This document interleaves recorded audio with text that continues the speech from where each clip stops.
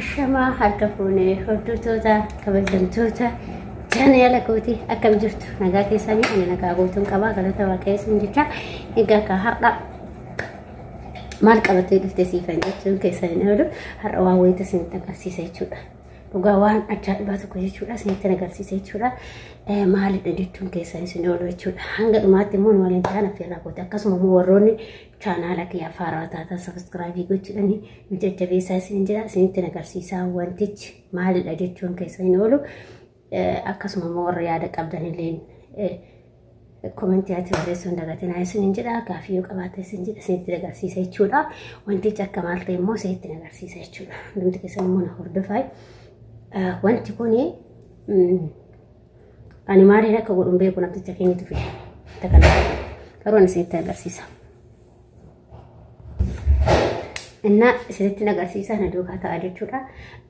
Maaliin akka godhuun beekon takkaan manatti waan akkasii hojjennellee hin beeknusi ummata illee waan hojjetaa maa fidama malee jechuudha. Garuu biyya keenyatti immoo meeqa akka ta'e illee komentii irratti naa barreessame. Asitti garuu hiriyaasaatitu tola kennee wanta san hiriyaasaatitu godanya isaa jechuudha. Ana tola kennee jechuudha meeqa eegatii isaa gaafannaa jechuudha. Biyya keenya ta'e meeqa bitaa kanatti maasiin jedha dhugaa waaqayyo jechuudha. Amma anuyyuu ka'ee irraa fudhadhee Itoophiyaa erga gimmaasha. Biyya keenyatti wuddiidha hin beektanii maalidha jechuun keessan oolu viidiyoo kana daawwadhaatii immoo isinitti agarsiisa. Naduuka ta'aa dhugaa. Wantichi jechuudha isa kanaadha jechuudha. Isa kanaadha wantichi. Maal isinitti fakkaata akkatti olaaltan. Namni tokko tokko maal isinitti fakkaata garuu barreeffama Ingiliffaa way abdiisan keessa dhufte kaajoon. Abdiisees qabdee ilaalaa jirti waanuma ajaa'ibaatti argite abdiisa illee jechuudha. Kanaaf abdiisees qabdee agarsiisaa jirti jechuudha. Wanti kun immoo maal akka ta'e walumaan laallaa. Abdiisaan ilaalaa jirti kun osoo agarsiisaa jirti jechuudha. Maal akka inni jechuudha. Mee kun biyya keenya soo ta'e wanti kun baay'ee wuddiidha garuu hin beektanii.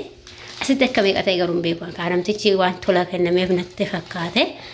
Namtichi madaabaraa xiqqaa naaf fidee jennaan guddaa naaf fidee jedhee ani kan namaaf hin armaan hin godhe dhugaa rabbi nu hojjetannee hin beeknu waan ta'e jechuudha. Maali jechuun keessan yoo ammas isinitti agarsiisaa jiru kataa akka kun waan walumaan laalla. Bannee jira namticha wajjin banne garuu nu banamaadha.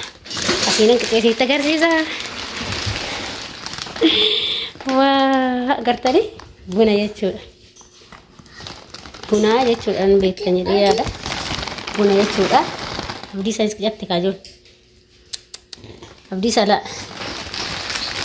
Kuni buna jechuudha dhugaa. Mee ijoollee kuni mana deemaa maaliin godha namtichi? Maaliin godha ijoollee kana mana deemaa? Dhugaa rabbii bunaa bar. Bunaa bar.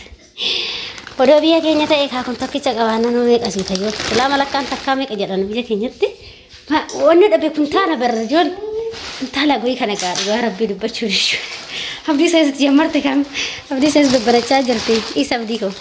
Anna kuntaala jechuudha dhugaa. Kiiloo meeqa akka ta'e hin beeka la nyaatan gurbaa kan. Kana jechuudha surprise isaa yarraa kana jechuudha. Kana namaaf hin hira jedhee jira. Malee namtichi wanti godhuun hin jiru jechuudha. Kanaaf isinitti agarsiisuuf jechuudha. Kana isinitti agarsiisa fiifan jechuudha. Buna jechuudha walumaa galatti. Meeqan akka bitellee immoo natti hin jennaan jechuudha. Ani binnee namtichi tuna godanya kiyya tuna kennee jedhe naaf fidi jedhe dhugaa rabbi. Kana birriidhaan argamsiise dhugaa rabbi birriidhaan argamsiise malee anaaf isaan kun galchi kana birriidhaan namni biraa dhufe. Orgalchi jechuudha rabba goyi guddaa jechuudha baay'ee guddaa kiiloo meeqa akka ta'e garuu kiiloo 100 hin taa'e na yaa baay'ee guddaa kuntaala guddaa sana. Eebanni mucattiin kosiitti gaggataa jirti kaajoollee. Kosiitti gataa jira kaanni. Innaa akkasii isiniin jedha gaafan akaa'e immoo isinitti agarsiisa buna isaa gaafan akaa'ee danfise jechuudha. Innaa kan Itoophiyaati jedhe garuu kan Itoophiyaati miti waan kun kan Ugaandati. Ugaandadhaa hojjetamee Ugaandadha jechuudha. Barreeffamni isaa Ingiliffaan duuba jira duratti hin dubbisee jechuudha Ugaandadha jechuudha. Kan hojjetame Ugaandattidha. Akkasii isiniin jedha dhugaa baay'ee guddaa tokko rabbi. Akkasiinna kana fakkaataa isiniin jedha kana isinitti agarsiise malee waan biraati miti. Kanuma isinitti agarsiise jechuudha. Kanuma isinitti agarsiisuuf malee waan biraati miti jechuudha. Akkasii kana fakkaataa maaliin akka godhuun beeku garuu biyya keenyatti wuddiidha miti reefu beektan hundi keessaniyyuu baay'ee wuddiidha biyya keenyatti. Wuddiidha biyya keenyatti jechuudha. Bunni baay'ee wuddiidha. Malakkaan birrii meeqa akka ta'e hin beeku. Gizeen angalu isaanii birrii 3 shilingidha.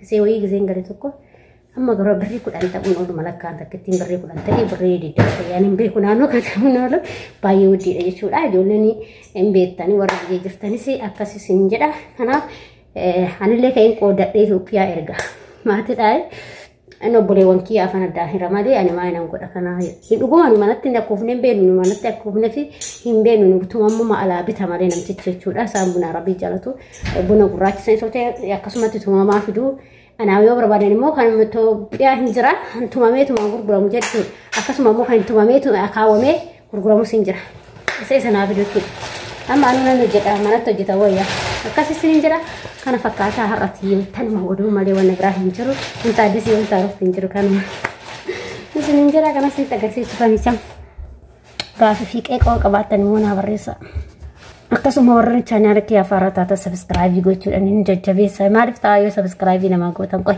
نجوا سبسكرايب ما قلت نجوا أمان سبسكرايب ما قلت أنقي سنجي يلا